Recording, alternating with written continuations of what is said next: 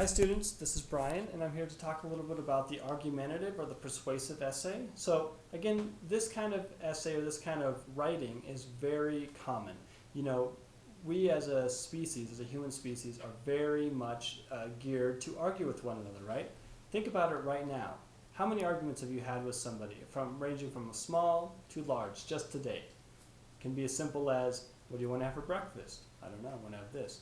To something quite large. Maybe somebody did something bad to you and you're trying to persuade them to apologize or persuade them to take some action to make you feel better.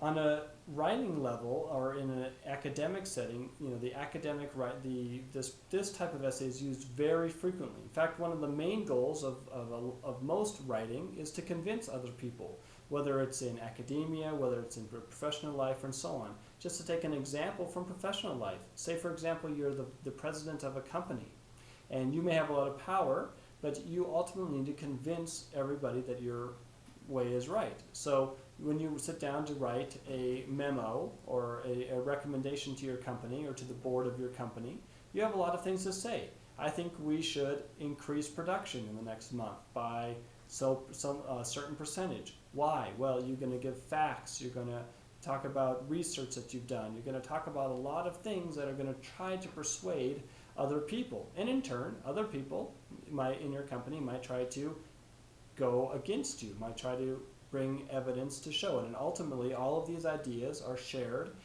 amongst each other, and we try to come to reasoned decisions about these events or these issues so that we can get along and hopefully progress in humanity a little bit so that we can make positive steps. So I just want to talk a little bit about the persuasive or argumentative essay very in detail, or the paragraph in detail. Again, the main goal is to convince the other person. So how can you do that? You need to be, number one, very logical. You need to show good logical steps and reasons for that. In addition, you want to bring up evidence that can support your position. This can be facts, it's kind of like statistics or different kinds of things from research that you might find. They can be quotations by experts, people who know what they're talking about.